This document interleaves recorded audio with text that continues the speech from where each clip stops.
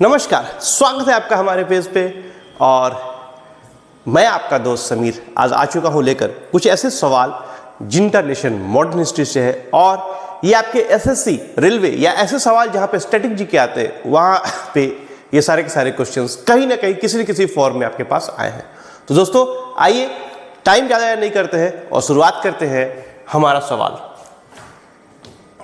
तो हमारा सबसे पहला सवाल, Which one of the following movement has contributed to a split in the Indian National Congress, resulting in the emergence of the moderate and the extremists?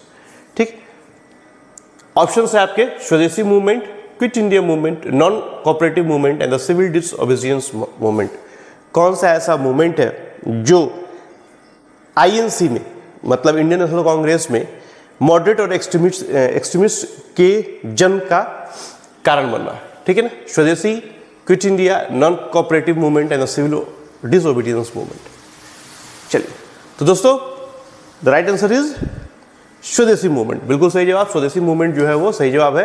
और basically अगर आप देख सकते हो तो दीज आर द प्लेयर्स, राजा लाला लाजपत राय, बाल गंगाधर तिलक, ये सब एक्सट्रीमिस्ट के श्रेणी में थे, जबकि मॉडरेट में आपका दादा भाई नौरोजी, एस.एन. बनर्जी, बद्रुद्दीन तैयब जी, ये जो थे वो मॉडरेट के श्रेणी में थे। तो इन लोगों के थ्रू आईएनसी में, ठीक है ना, मॉडरेटिस्ट और एक्सट्रीमिस्ट का इमर्जेंस हुआ। आइए देखते हैं अगला सवाल। Who said Indian National Congress represents only a microscopic minority? किसने कहा था कि आईएनसी, इंडियन नेशनल कांग्रेस जो है वो माइक्रोस्कोपिक माइनॉरिटी है? Lord Dufferin, Lord Curzon, Aurobindo Ghosh, Bal Gangadhar तिलक।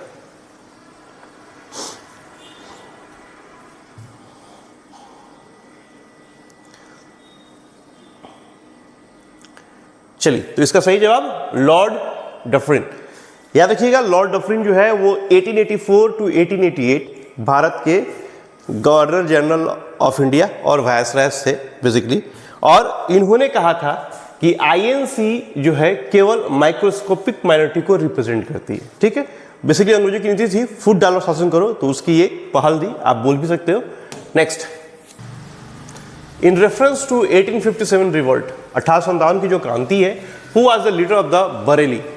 बरेली के लीडर कौन थे? 1857 आपको याद होगा ही। तो 1857 में बरेली से कौन थे लीडर? जनरल बख्त खां, नाना साहेब, खान बहादुर और Kunwar Singh.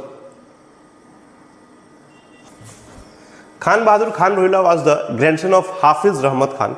He formed his own government in Bareilly in 1857, Indian revolt against British. When the Indian rebellion of 1857 failed, Bareilly too was subjected. He escaped to Nepal, where the Nepalese captured him and they turned him over to the British. Khan Bahadur Khan was sentenced to death and hanged in the Kotwali on February 24, 1860. याद रखिएगा, Khan Bahadur Khan Rohilla was the grandson of Hafiz रहमत।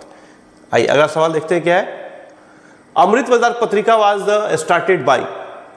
अमृत बाजार पत्रिका कोलकाता की बहुत ही famous पत्रिका है, newspaper है, आज भी आती है। ये किन के द्वारा स्टार्ट किया गया था? द्वारकानाथ विद्याभूषण, द्वारकानाथ टैगोर, गिरीश चंद्र घोष, शिशिर Kumar Ghosh.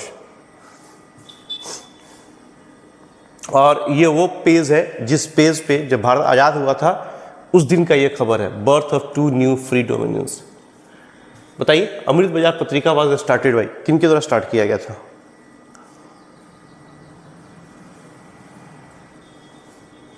And at that time it was Bengali weekly. ठीक है, चलिए ईस्वी बताता हूं, 1868, 1868 में इसकी स्थापना हुई थी और ये बंगाली वीकली था। चलिए, तो इसका सही जवाब है शिशिर कुमार घोष। बेसिकली शिशिर कुमार घोष और उनके भाई मोतीलाल घोष, इन दो भाइयों ने मिलकर अमृत बाजार पत्रिका की स्थापना की थी 1868 में। याद रखिएगा, 1868, शिशिर कुमार घोष एंड मोतीलाल घोष। चलिए, the next question is, who among the following had served governor general of the India as well as viceroys of India? कौन सा इन्होंने ओके, आंसर आ चुका है पहले। केनिंग, लॉर्ड केनिंग जो थे, उन्होंने गवर्नर जनरल और वायसराय दोनों का काम किया। Canning served as the governor general of the India from February 1850 to November 1st 1858 and from 1st November 1858 to March 1862 as a Viceroy of India. तो Lord Canning is the right answer, याद रखिएगा। In which year the Danish East India Company was formed? Danish East India Company किस साल form किया गया? 1614, 1615, 1616, 1617। तो दोस्तों Danish East India company 17 मई 1616 को एस्टेब्लिश किया गया था, और जो लास्ट था वो था 1664 में आई थी Russia, the French East India Company. ठीक है, the last the French East India Company आई थी 1664 में, और दानिश ईस्ट इंडिया कंपनी 17 में 1616 में एस्टेब्लिश की गई थी। Warren Hastings was appointed as the governor of death in 1772। वारेन हेस्टिंग्स किस जगह के गवर्नर एस्टेब्लिश किए गए, मतलब बनाया गया, अपॉइंट किए गए 1772 में? ऑप्शन है Bengal, Madras, Bombay and Delhi. In which year the Warren Hastings 1772 में किस जगह के गवर्नर जो है वो अपॉइंट किए गए? चलिए, यस बिल्कुल सही जवाब, राइट आंसर इज बंगाल। ठीक है, बंगाल। आपने the presidency of fort William का नाम सुना है, वहां पे इनको प्रेसिडेंट गवर्नर जो है वो नियुक्त किया गया बंगाल में। The resolution on fundamental rights and the national economic policy were passed in which of the following session of the Indian National Congress? National economic policy, याद रखिएगा, national economic policy and human right किस session में पास किया गया?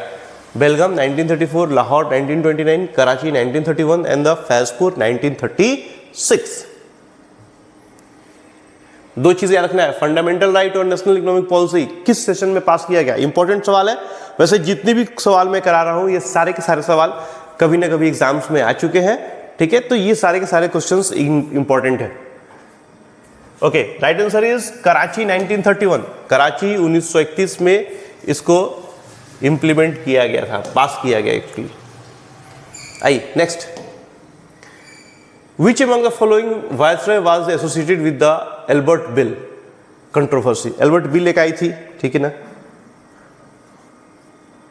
आपको बताना है कि कौन से वायसराय जो थे इससे एसोसिएटेड थे। Lord Curzon, Lord Lytton, Lord Ripon, Lord hard.